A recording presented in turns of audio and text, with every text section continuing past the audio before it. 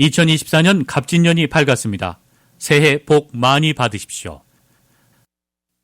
강혜신의 오늘의 미국.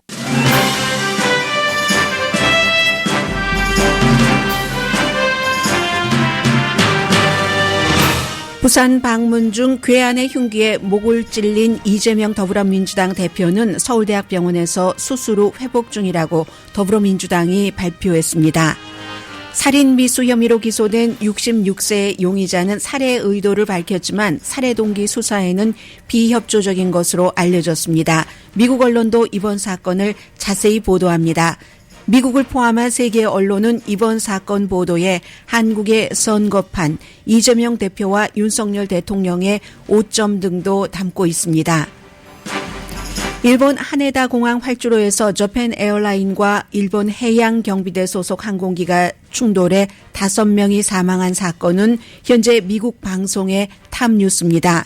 민간 항공기 탑승객 전원이 불길 속에서 안전하게 대피한 것은 기적이지만 하루 전에 발생한 지진 피해 지원을 하기 위해 동원된 해안 경비대원들은 조종사를 빼고 전원 숨졌습니다. 뉴욕에서는 코닥 센터에서 새해 맞이 공연이 끝나고 발생한 자동차 충돌 사고가 국내 테러일 가능성에 대해 수사 중입니다. 드론 배달이 10년 이상 노력한 결실을 맺어 2024년 올해에는 획기적인 해가 될 것으로 예상됩니다. 음식, 약 등이 30분 안에 배달될 수 있고 배달 트럭의 소음과 공기 오염은 줄어들 수 있다는 게 전문가의 예상입니다. 인공지능을 활용하면 건강보험 쇼핑이 수월할 수 있다고 악시오스가 보도했습니다. 기술, 트렌드, 인기 있는 주제에 대한 주식 인기가 강해지면서 다소 난해한 주제에 대한 투자도 늘어납니다. 대마초, 케이팝 등의 일종의 테마주인데 일반인들은 피해를 보는 아이템이기도 합니다. 화려한 결혼식과 재즈, 할아버지 스타일, 배드민턴 등이 2024년도 트렌드가 될 것으로 보입니다.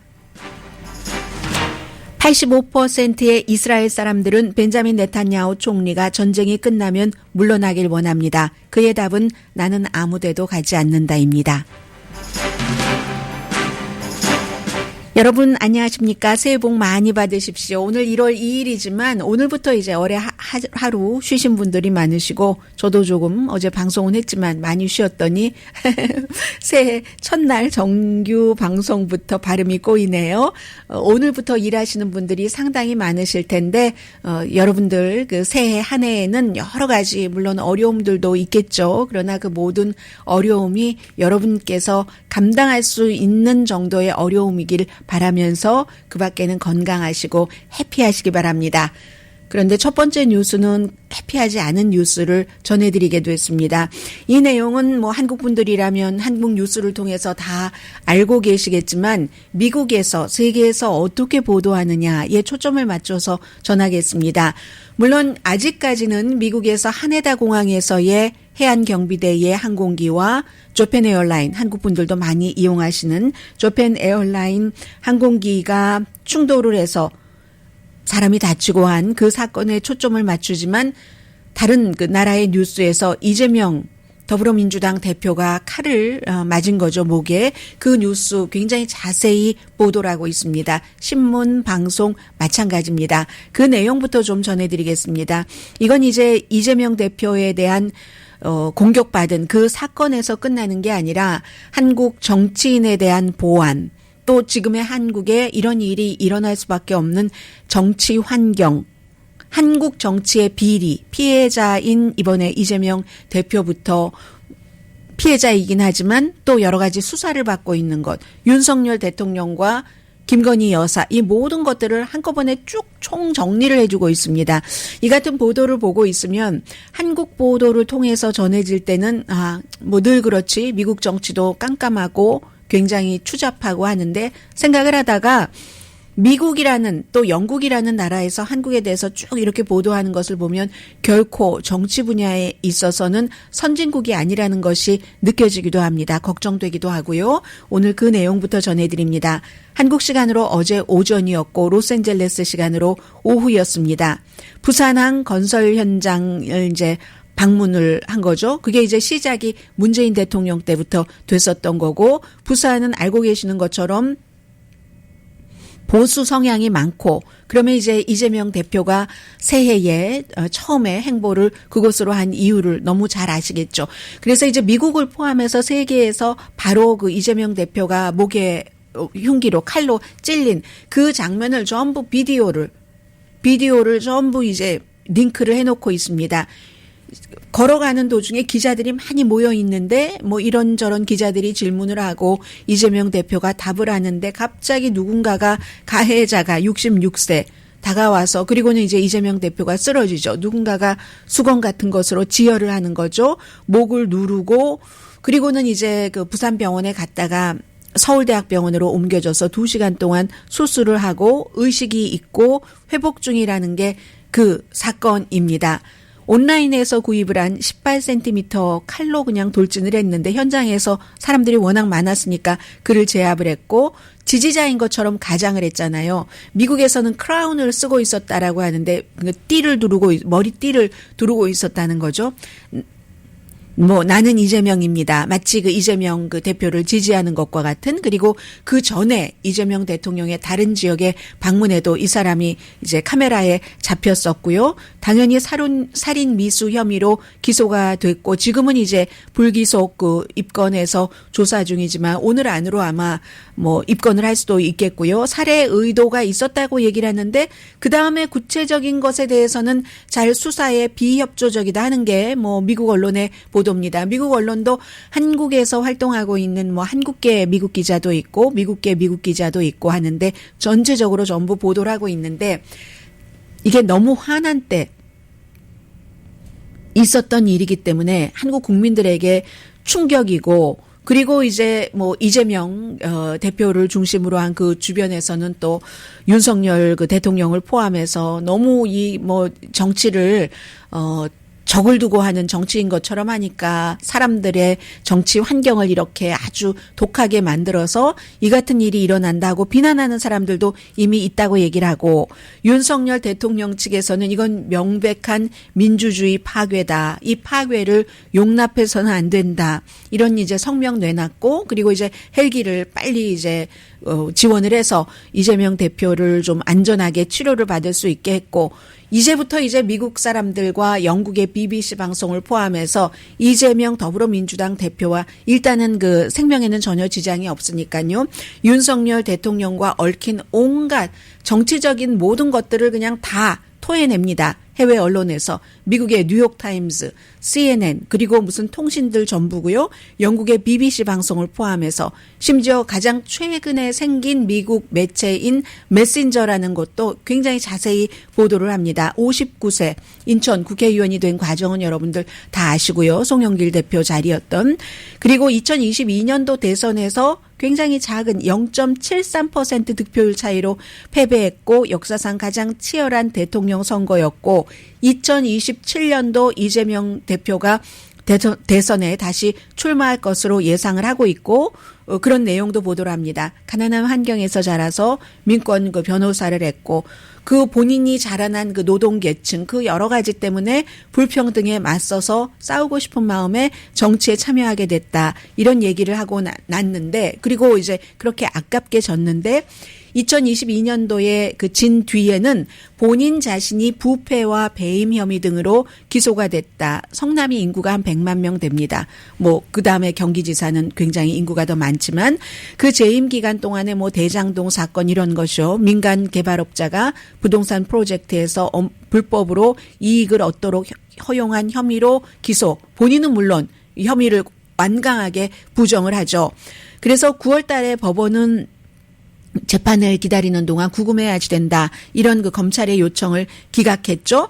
그리고 이제 계속 수사를 하고 있습니다. 이런 내용들을 다 알고 계시는 것들을 미국과 영국 등의 해외에서 그대로 이재명 대통령이 되고자 하는 더불어민주당의 대표가 지금 아파서 병원에 입원해 있는데 이 같은 내용들을 얘기를 합니다. 왜 이런 일들이 일어났는가 하면서 이제 뉴욕타임스는 사법제도를 정치적인 적에게 사용을 한다. 이게 이제 지난번에 19일 동안 단식을 할 때 기본적인 마음이었다는 거예요. 원래 단식을 할 때는 뭔가 요구 조건이 있는데 그 요구 조건 이렇다 저렇다 들어가 보면 결국은 이제 윤석열 대통령에게 항의하기 위해서 단식했다는 내용을 얘기를 하고, 지지자들은 한국의 이 같은 이 야당 지도자를 칼로 찌를 수 있는 환경이 왜 나오느냐.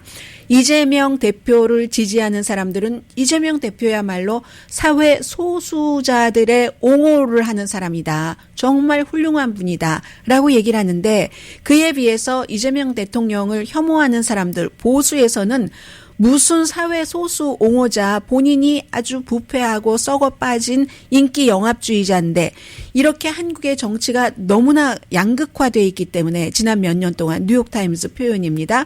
그래서 1월 1일이 돼서 한국에서 최대 뉴스는 뭡니까? 총선 100일, 딱 100일 남았다, 뭐 이런 것. 100에서부터 지금 마이너스 99일, 98일 이렇게 나가던 중에 부산항을 방문을 한 거잖아요. 4월 달에 이제 총선 국회의원 선거 앞두고 양측의 적개심이 너무 심각하다. 그런데 그럼에도 불구하고 한국에서는 정치인에 대한 신체 공격은 흔하지 않다. 흔하지 않다 하면서 전에 받았던 거 다 나옵니다. 무슨 송영길 전 대표가 이명박 전 대통령 선거 유세할 때 따라갔다가 둔기로 맞은 것. 그리고 가장 유명한 것은 박근혜 전 대통령 2006년이었었죠. 그 당시도 대표였었죠. 당에 흉기에 찔려서 얼굴에 흉터도 조금 있고, 그리고 나서 2012년도에 대선에서 승리했다라는 표현을 그대로 이제 썼습니다. 그리고 그 아버지 16년 동안 대통령을 지냈던 아버지 박정희 전 대통령이 79년도에 본인의 말하자면 국정원장이죠. 그 당시에 국정원이었죠. 총에 맞아서 숨졌다는 것. 그리고 2015년도에 이제 미국이니까 이런 얘기가 나오죠.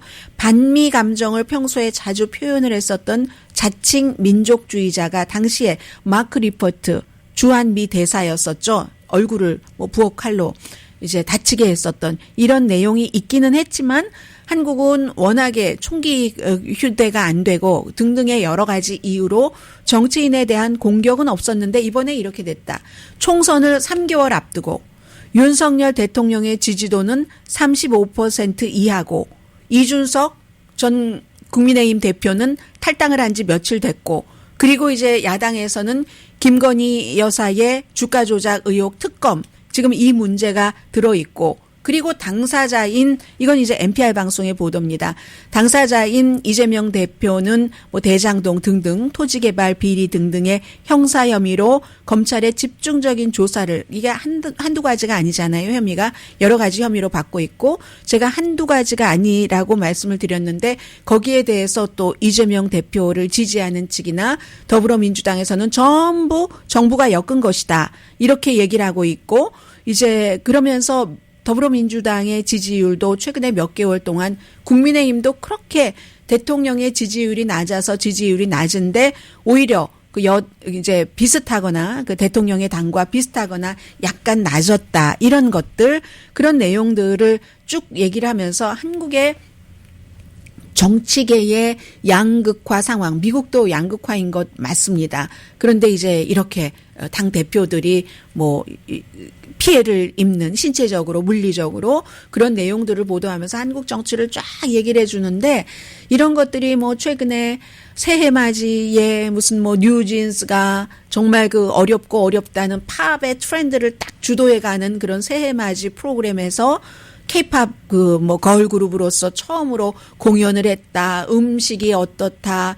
심지어 무슨 최근에 2023년도에 사람들이 가장 많이 구글에서 찾아본 음식이 비빔밥을 어떻게 만드는가. 이런 소프트 파워는 계속 한국이 굉장히 앞서가고 있는데, 정치, 하드코어, 정치 같은 것은 굉장히 조금 후진의 스타일이다 하는 것이 보여지는 그런 사건이었습니다. 아무튼 당연히 여기까지 이렇게 말씀드릴 수 있는 것은 이재명 더불어민주당 대표가 지금 생명에는 전혀 지장 없이 동맥이 아니라 정맥이라고 하잖아요.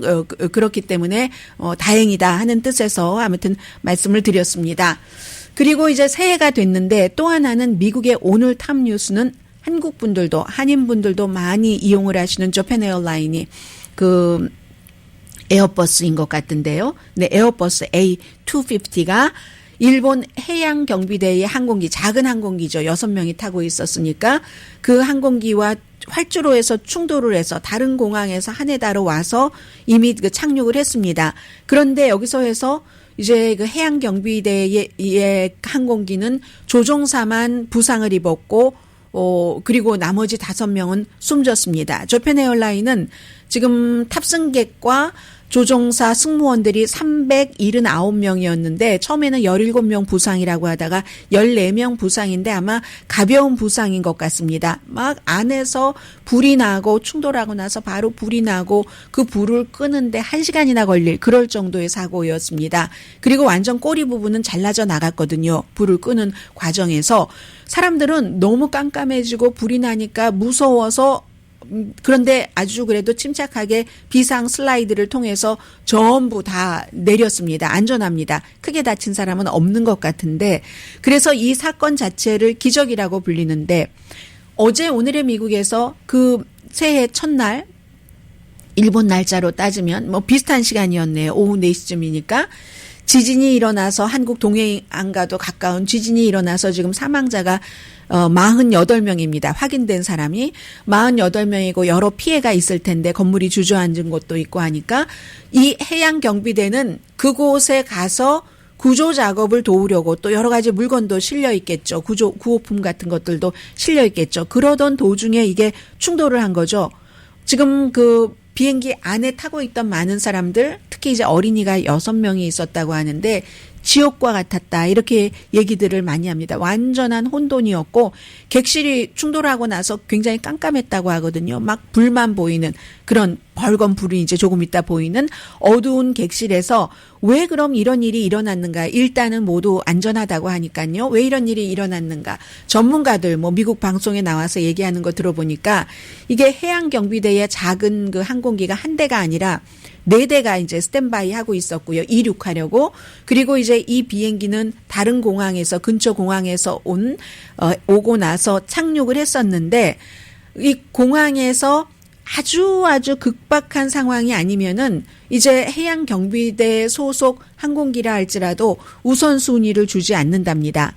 그러니까 이번에는 이제 저펜 에어라인이지만 민간 항공기 사이사이에 끼어 있었던 거죠. 아마 그 과정에서 무엇인가가 일어났을 것이다. 그리고 하네다 공항은 너무너무 바쁜, 일본에서도 가장 바쁜 공항이고 새해잖아요. 새해니까 얼마나 그 항공편들도 많고 하겠습니까. 그런 일들이 있었다 하는 거. 그래서 불은 껐고 해양경비대 소속 요원들은 숨졌지만 일반인들은 경미한 부상만 있었을 뿐 큰 부상은 없다 하는 그런 일이지만 이것은 이제 미국에서도 새해의 둘째 날이기도 하고 또 특히 이제 신문보다는 텔레비전의 경우는 막 불나고 하는 것들이 뭔가 큰 사건처럼 보이기도 하잖아요. 그래서 시간대별로 탑뉴스로 전하고는 있는데 이런 생각. 새해가 됐습니다. 2024년도 많은 트렌드가 있을 테고 2023년과는 다른 변화도 있을 겁니다. 그런데 여러 가지 일들을 보면은 야 이제 매사에 준비를 해야지 되겠구나. 이 하네다 공항의 비행기 그 사고에서 이제 살아남은 그런 사람들이 전부 하는 얘기가 야 앞으로는 비행기를 탈 때 대피 훈련 같은 것을 대피 훈련을 미리 타기 전에 그런 생각을 개념을 좀 갖고 있어야지 될 것 같아. 다행히 400여 명이 되는 사람들이 그래도 컴컴해지고 하는데 그 안에서 무너지지 않고 아무도 크게 다치지 않고 그 슬라이드를 타고 내려올 수 있었다는 것은 그만큼 이제 승무원들도 잘했을 테고요. 뭔가 완전히 뒤죽박죽 될 수 있는 상황이잖아요. 그래서 모든 상황을 2024년도 정치적인 거, 경제, 문화, 사회, 특히 이제 건강이라든가 재정적인 것도 내가 컨트롤할 수 있는 것은 없습니다. 컨트롤할 수 있는 것은 없지만 무슨 만일의 사태가 올 수도 있다는 그 대비하는 마음, 그리고 그때에 무슨 일이 있을 때 가장 중요한 것은 침착함이잖아요. 침착함을 갖기 힘들지만 그래서 그런 것들 대피에 대해서 훈련하는 계기를 마련해야지 될 것 같다는 그 한해다 그 비행기에서 타고 있었던 사람들의 얘기, 그리고 이제 뭐 이재명 대표는 이제 뭐 하루라도 빨리 건강을 회복하기를 바라는 이런 마음이 미국과는, 오늘의 미국과는 전혀 상관없는 뉴스인데도 하도 상상을 넘어선 그런 뉴스이니까 미국에서도 시간대별로 탑 뉴스로 거의 모든 매체가 보도하고 있는 두 가지 이슈입니다.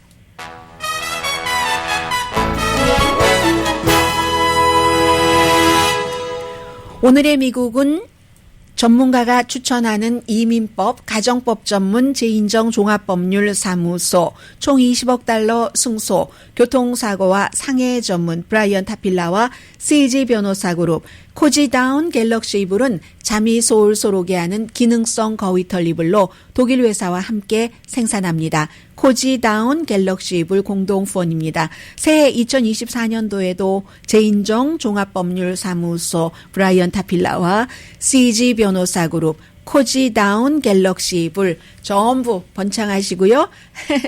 좋은 물건, 뭐 변호사 사무실도 상품이잖아요.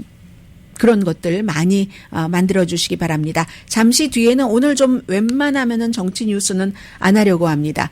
그저 뭐 헤드라인 정도로 꼭 말씀드려야지 될 것은 말씀드리겠고, 잠시 뒤에는 2024년도 추세를 전해드리겠습니다.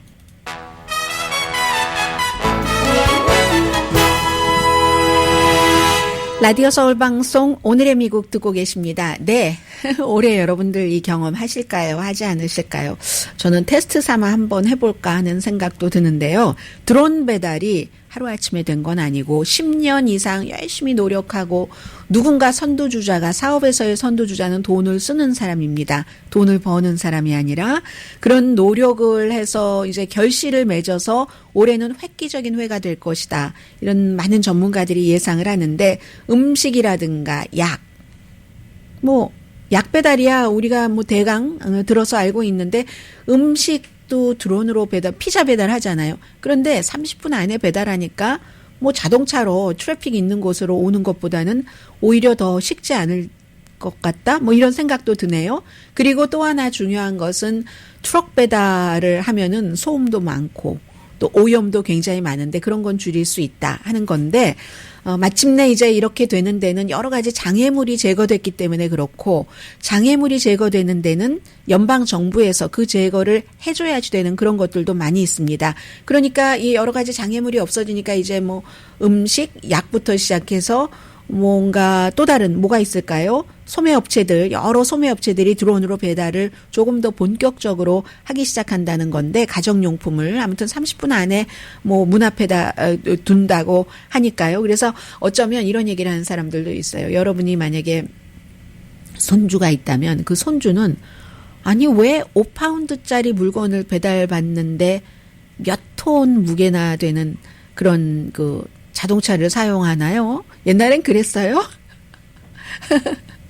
그런데 그게 이 자동차가, 이 트럭이 하나만 가지고 있는 것은 또 아니니까 그 시대에 맞는 시대의 흐름이 있는 거죠. 아무튼 그럴 수도 있다는 겁니다. 그런데 최근까지 민간 드론을 운영하는 사람은 그 드론이 눈으로 볼 수 있는 데까지만, 그 눈으로 볼 수 없으면은 그렇게 드론을 장거리로 비행을 하도록 허용을 하지 않았습니다. 그러니까 드론으로 사진을 찍으시는 분들도 본인이 규칙을 안 지키신다면 모르지만 어디 가서 드론으로 사진을 찍을 때도 내 눈으로 드론이 보일 수 있는 뭐 여러 가지 규칙들이 있잖아요. 그래서 그랬는데, 그러니까 아예 뭐 그렇게까지 할 필요가 없는 거죠. 사업용으로 확장을 하려면은 너무 비실용적이고 돈도 많이 들고.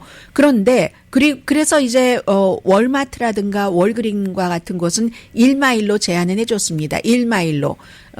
그러면 1마일을 가서 받지 뭐 이렇게 생각하시는 분들도 있지만, 사람은 다 상황이 다르기 때문에 내가 자동차가 없다던가 운전을 할 수 없다던가 밖에 나갈 수 없다던가 아니면 그냥 나는 모든 조건이 돼도 안 돼, 여러 가지 상황이 있을 수 있잖아요. 그런데 지난해 가을에 이제 연방항공국이 드론 같은 거 다 관장을 하는데, 일부 드론 운영자를 조금씩 승인을 하기 시작했습니다. 그래서 뭐 짚라인이라든가 윙이라든가 아마존 이런 회사들이 드론으로 뭔가를 좀 배송을 할 수 있도록 했죠. 그래서 이제 아마존의 제프 베조스 회장이 우린 드론으로 배달할 거야. 이런 얘기를 처음으로 하기 시작한 게 10년 더 됐습니다. 이제 2024년이니까 2013년도였습니다.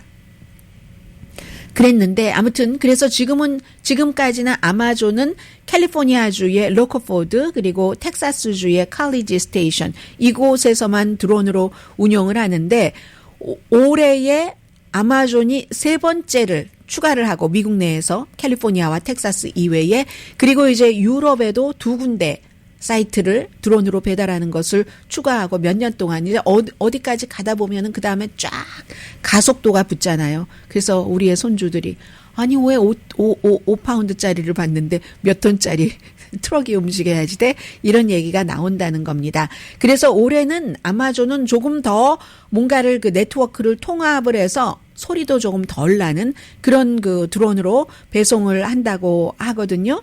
아무튼 더 여러 품목에 따라서 빨리 배달을 받을 수도 있다. 뭐 요즘 이런 것 있잖아요. 몇 시 전까지 주문하면 오늘 밤에 배달해 준다. 요즘 뭐 아마존은 뭐 홀푸드 것까지 다 배달해 주고 샴푸 하나도 배달해 주고 하잖아요. 그런 일들. 드론이 있어서 이제 더 쉽게 될 수도 있다는 거고 짚라인이라는 게 원래는 이 짚라인이라는 회사는 아마존과는 달리 저쪽 뭔가 이제 자동차가 들어가지 못하고 하는 오지 같은데 근데 가장 필요한 약 같은 거 아프리카가 되겠죠. 그런 곳에 배달을 하기 시작한 회사인데 아프리카에서 시작해서 이게 좀 견디고 시간이 지나니까 미국 내로 그 범위를 확 올린다는 겁니다. 그래서 이제 뭐 밧줄로 뭘 내려서 해준대요. 지금 뭐 낙하산 비슷한 것 아닌가요? 그 프로그램이 그 낙하산으로 패키지를 딱 떨어뜨리는 건데 그렇게 하고 그래서 여기 손님이 많은데요. 손님이 무슨 뭐 스윗 그린, GNC가 그 바이타민 그 건강 보조제를 파는 데잖아요. 이런 데와 다 계약을 맺었답니다. 그리고 클리블랜드 클리닉, 좋은 병원이잖아요. 미시건 메디신 이런 뭐 의료 센터들도 포함이 돼 있고 미국뿐만이 아니라 아프리카에서 시작해서 미국을 거쳐서 유럽에도 역시 처방약과 또 처방약을 하면 그 다음에는 의료 보조기 같은 것도 있고 하지 않겠어요. 그런 의료품을 배달할 예정이랍니다. 그리고 윙은 날개. 이 윙은 그 구글 모회사 알파벳의 자회사잖아요. 지금까지 35만 건의 드론 배송을 했답니다. 근데 대부분 호주에서 했거든요. 좀 가깝고 막 미국 로스앤젤레스처럼 막 이 집에서 저 집이 막 멀고 이런 곳이 아니라 그런 곳에서 했는데 이제는 댈러스 지역의 6마일 범위 안에의 2군데의 슈퍼마켓, 버지니아주의 크리스천버그의 어떤 그 리테일 스토어에 뭐 월마트를 대상으로 배송을 한다던가 그리고 여기에 또 인공지능이 또 들어갑니다. 우리가 이런 세상에 살게 됐어요. 인공지능을 사용해서 더 효율성을 높인다고 하고 예를 들어서 만약에 손님이 이제 그거 배달 어디다가 놔주세요 하고 지정을 하겠죠. 그 지정을 하는데 그 지정 장소에 딱 가봤더니 지정 장소에 자동차가 떡하니 주차돼 있다던가 하면은 이 드론이 인공지능을 사용해서 이거 아마도 배달을 시키신 분이 착각을 한 것 같으니까 그러면 어디에다가 이걸 두면 좋은가 하고는 결정을 한다는 겁니다. 결정하고는 알려까지 주겠죠. 그 주문한 사람에게. 야, 대단한 세상이에요. 그리고 또 이제 월마트가 지원을 하는 드론업이라는 회사, 이스라엘이 이런 거 인공지능 테크놀로지 아주 활발하잖아요. 플라이트랙스 이런 다른 회사들도 다 올해 좀 미국 내에서 뭐 여러 가지 미국이나 다른 나라에서 활동을 늘려간답니다. 그게 이제 연방항공국도 열심히 이걸 업데이트를 해야지 되는 거죠. 드론 배달을 일상적으로 하기 위해서 표준 규칙 같은 것을 만들어야지 되고 따라서 2024년도는 전에 막 10년 넘게 열심히 해왔던 그 전초 작업을 바탕으로 이 드론 배송이 아주 획기적으로 현실화가 되는 때다. 이런 겁니다. 그럼 처음에는 사람들이 막 이런데요. 전문가들 얘기를 들어보면 처음에는 야, 이거 너무 신기해. 어떻게 이런 일이 있을 수가 있지? 너무 빨리 왔어. 너무 막 이러다가 나중에 한 1, 2, 3, 4, 5, 6, 7 일주일쯤 지나면 아니 예정 시간보다 30초 늦었잖아. 이렇게 얘기하는 시절이 올 거라는 겁니다. 그리고 저는 제 생각인데 앞에 말씀드렸잖아요. 드론으로 배달되면 하늘 위에서 드론이 떠서 하니까 땅에서 이제 트럭 소음이라든가 아니면 또 뭐 아마존 트럭 같은 것이 막 자동차 길도 막고 하잖아요. 그리고 오염 배출도 줄어든다 하는데 언젠가는 우리가 제가 살아 생전에 그런 일이 있을까요? 하늘이 너무 트래픽이 많아. 그리고 하늘에서 뭐 드론이 또 내놓는 뭔가 또 부작용이 있겠죠? 그런 것 때문에 이걸 해결하자고 또 막 사람들은 막 그 운동을 할 것이고 그러면 또 그런 것으로 돈을 버는 회사는 의회에 그 법을 통과시켜 주지 마라 하고 또 로비를 할 것이고 사람들은 여전히 아무리 편리한 세상이 돼서 시간이 남아도라도 할 일이 많겠구나. 그런 생각은 듭니다. 그리고 드론도 이제 그 활발하게 활동하기 위해서 인공지능을 활용을 한다라고 말씀을 드렸는데요.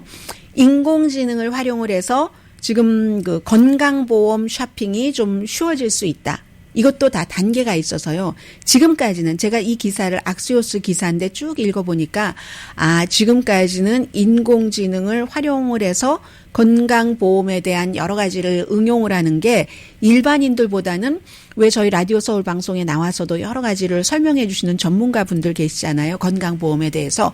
그런 분들에게 많이 해당이 되겠다라는 생각이 들거든요. 그러다가 시간이 지나면 일반인들도 검색을 해서 내가 모든 것을 다 알고 있지는 않으니까 중간에 이제 중개인, 건강보험에 관한 중개인에게 설명을 듣되 내가 더 많이 알면 그분을 더 자극해서 더 좋은 돈은 조금 내고 더 좋은 혜택을 받을 수 있는 그런 시대가 오는 거구나. 아무튼 인공지능이라는 것을 활용하지 않으면은 이제는 손해보고 사는 시대가 되겠구나 하는 그런 느낌을 받았습니다. 일부 회사들이 회사 차원에서 뭐 저희 회사도 직원들 건강보험 있잖아요. 이제 회사들은 가끔 보험회사를 바꾸죠. 여러 가지 이유로.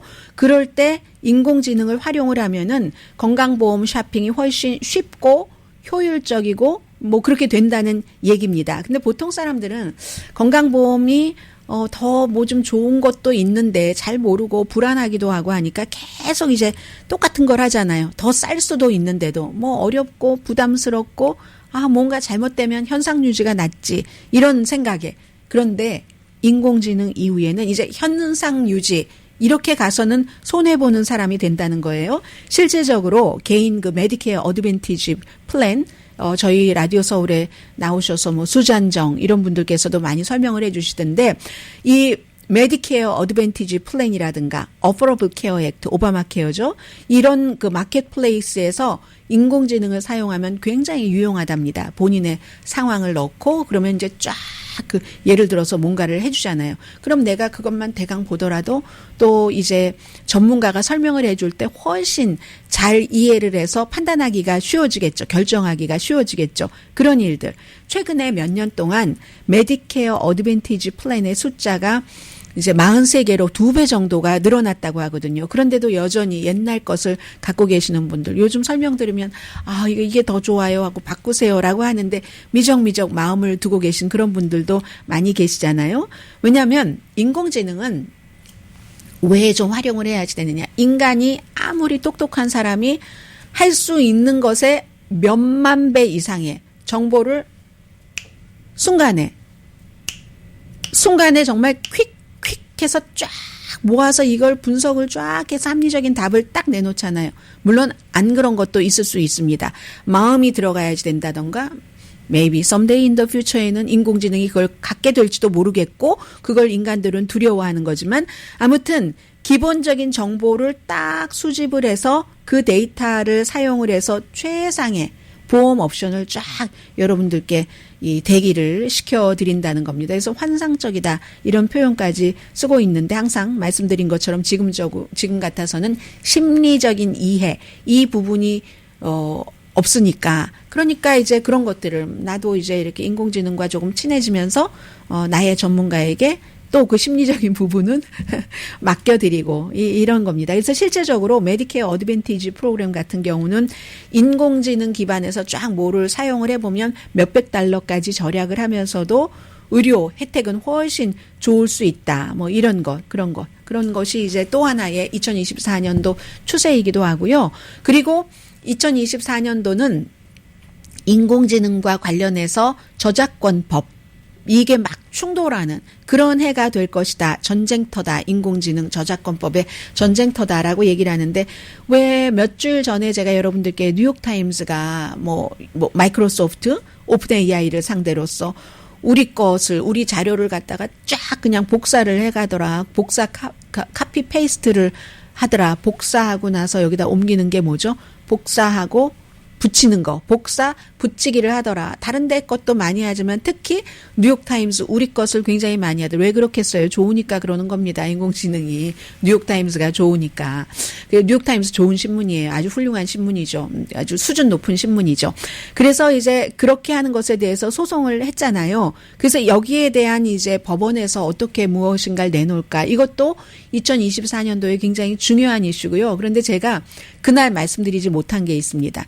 저는 이 뉴욕타임스가 챗GPT를 만든 인공지능 오픈 AI와 오픈 AI에 100억 달러 이상을 투자한 마이크로소프트를 저작권법 이것으로 고소를 했다라고는 전해드렸는데, 근데요, 그때 제가 웃었던 게 속으로 뉴스 준비하면서 그 고소는 했는데 뉴욕타임스도 인공지능에 대한 의존도를 엄청 높이려고 어느 언론 매체보다 가장 빨리 연봉 20만 달러 이상의 인공지능을 잘 활용할 수 있는 전문가를 하이어한 신문이라는 것.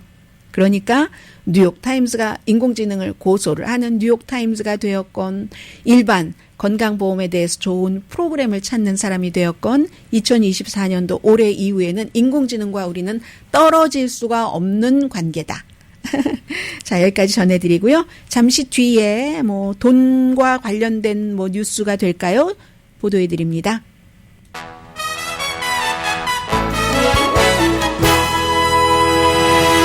라디오 서울 방송 오늘의 미국 듣고 계십니다. 지난해 막 주식시장이 너무 좋아서요.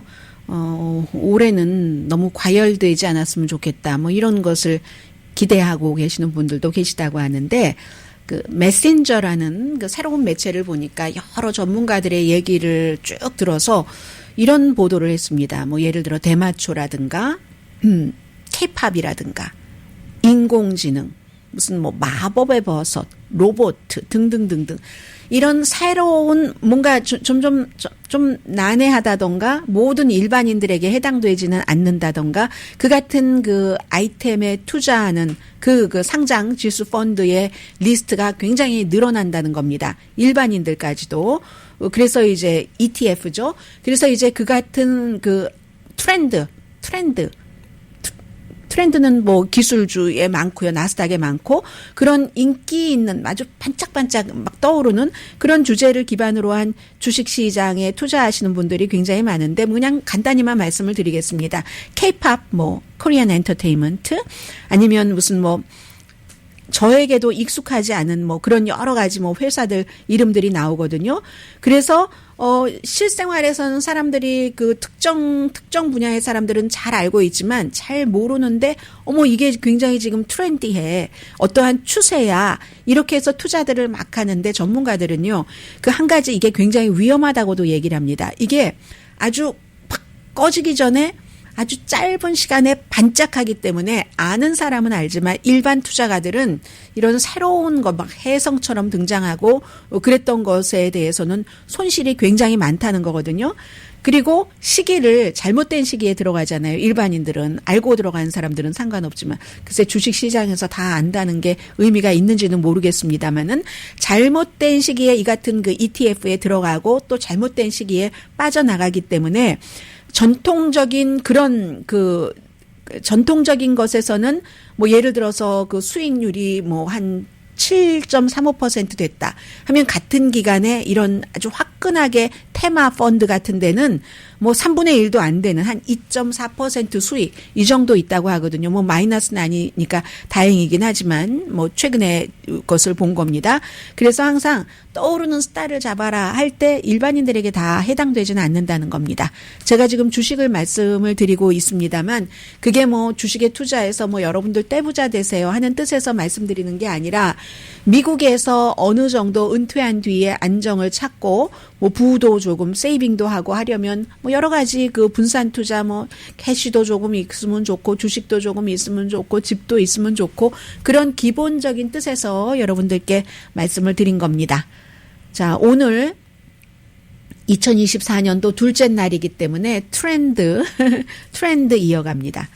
화려한 결혼식과 재즈, 할아버지 스타일, 그 밖에도 많습니다. 뭐 배드민턴 등등이 2024년도에 트렌드가 될 것으로 보인답니다. 이건 어디서 있냐면요. 가끔 인터넷을 이렇게 서핑하시다 보면은 그 핀트레스트라는 그런 그 웹사이트 사진 막 쫙 그렇게 내보내고 하는 그런 사이트가 있잖아요. 이런 사이트에서 지난 몇 년 동안 계속 사진도 아주 멋져요. 여기 사진은. 그래서 이제 계속 여러 가지를 트렌드 같은 걸 조사를 했는데 우리가 조사한 거 다 맞다라고 얘기하면서 새해에는 뭐 음악도 있고 패션, 뭐 스포츠, 취미 분야의 트렌드, 새롭게 떠오르는 트렌드입니다. 이건 주식 투자와 상관없는 거예요. 그냥 올해 이렇게 된다더라 하는 건데 이 핀트레스트가 4억 8,200만 명입니다. 사용자가. 그래서 이제 막 수십억 케이스의 검색 같은 것을 분석을 하고 이걸 또 무슨 뭐 패턴을 또 연구를 하고 해서 연례 보고서를 만듭니다. 이미지를 공유하는 사이트잖아요. 소셜미디어 사이트. 그래서 그 리포트를 보니까 지난 4년 동안 본인들이 예측한 추세의 80%가 사실이 되더라 하면서 올해는 2024년도엔 정말 좀 화려하고 뭐 화끈하고 한 뭐 그루비한 그런 그 웨딩 결혼식이 있을 것이다. 1970년대 하면 디스코잖아요. 퍼픽션 뭐 이런 영화 그런 데서 영감을 받은 결혼식이 올해 결혼 업계를 휩쓸 것이다. 막 보헤미안 싱글, 뭐 디스코, 뭐 장식 등등 해서 이건 뭐 댄스 플로어로 마치 그 복귀한 것과 같다. 뭐 한국도 요즘 보면은 막 신랑 신부가 결혼식장에 나와서 춤추고 하던데요. 뭐 패션 런어웨이처럼 생긴 그런 곳에서 그래서 이제 이 그루비 웨딩 이런 검색이 170%가 증가하더라 하는 거고요. 또 밀레니얼 세대 또 G 세대 비교적 젊은 세대죠. 이런 세대 사이에서는 재즈풍 해서 뭔가 이제 복고풍 재즈의 영감을 받아서 뭐 조명은 조금 어둡고 뭐 이런 그런 그 음악이 좀 인기가 있을 것이다 하면서 할아버지 스타일을 얘기를 합니다. 할아버지 패션 이것도 젊은 세대에 뭐 부모 하면 할아버지 세대 된 거죠. 그런데 젠지 요즘 뭐 대학생들 뭐 이런 사람들 이게 이제 검색량이 60%가 증가인데 그럼 할아버지 패션이 뭔가요? 아니 뭐 그럴듯한 가디건 같은 것 입는 거 해서 뭐 할아버지 옷장을 뒤지는 젊은이들도 있을지 몰라요. 그리고 저는 재밌었던 게 배드민턴이 젊은 세대에서 굉장히 인기가 있어서 배드민턴 복장에서부터 뭐 배드민턴 미학을 얘기를 한대요. 배드민턴 미학을. 그리고 이제 스포츠 이런 데서는 무술 그리고 뭐 섀도우 박싱 같은 게 결합해서 뭐 가라데, 킥박싱, 뭐 주짓가 지난번에 페이스북과 일론 머스크 이 트위터 X에 이 두 사람이 뭐 우리 한번 붙어볼까 하는 유도의 전신이라고도 할 수 있죠. 그런 것들 아무튼 이런 것들이 유행을 한답니다. 그러니까 유행은 유행인 거예요. 제가 이렇게 보니까 배드민턴 한국 분들 잘 꾸준히 쳐오셨던 분들 계시잖아요. 근데 무슨 뭐 새롭게 배드민턴의 미학이며 하면서 이제 배드민턴을 배우는 사람들의 배드민턴의 미학이다 하는 것 하면서 배우는 것 그냥 하던 거 하시면 될 것 같아요. 하던 거 좋아하는 것 할 수 있는 것을 꾸준히 하다 보면은 뭐 구태여 책 찾아보고 배드민턴 미학을 얘기합니까? 내가 배드민턴의 대가인데 항상 이렇게 흘러가는 거죠. 추세가 있고 그로써 또 반짝 기운도 내기도 하고 2024년 두 번째 날입니다.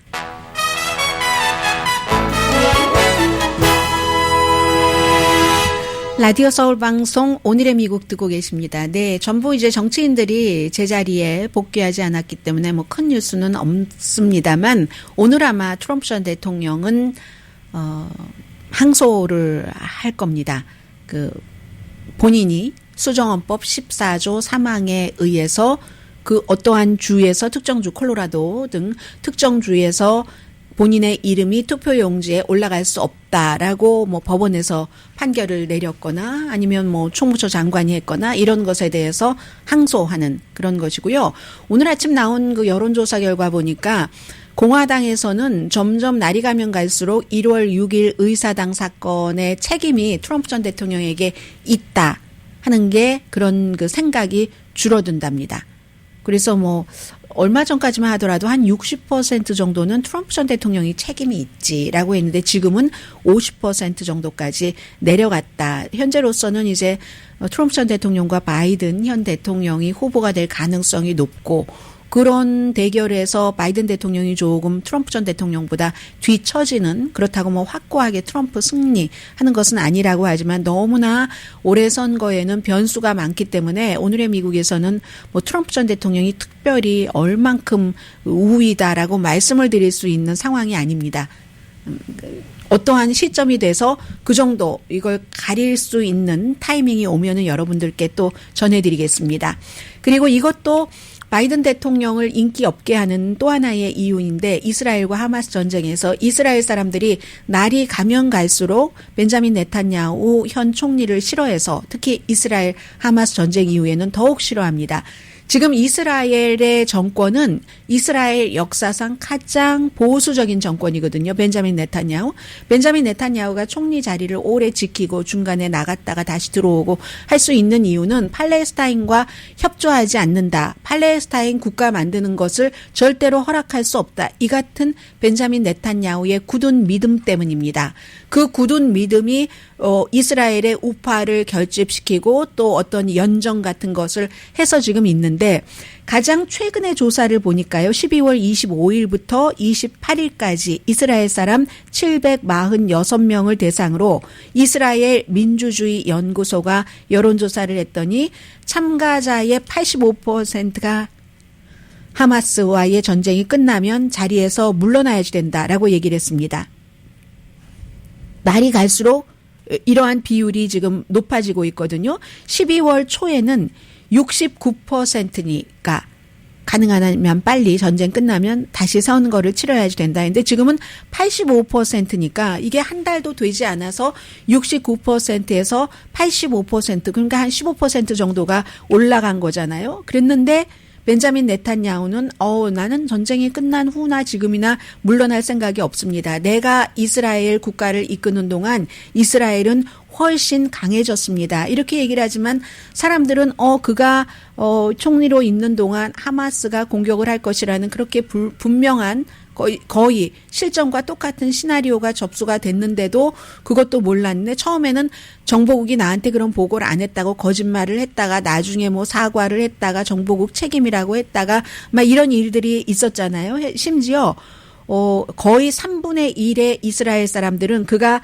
즉시 지금 당장 그 자리에서 물러나야지 된다라고 생각하는데 그는 아니다. 내가 최고의 총리다라고 얘기를 합니다.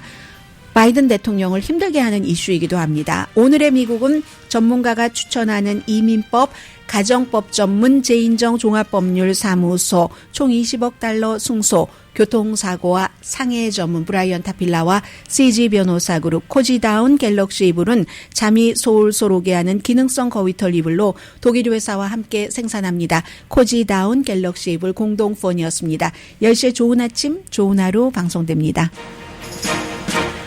네, 2024년도에는 뭔가 잘못한 게 있으면 내가 잘못했다 하고 딱 인정하는 것, 남에게 미루지 않는 것 이런 한 해가 됐으면 좋겠어요. 왜냐하면 정치인들이 많이 안 그러더라고요. 내일 뵙겠습니다.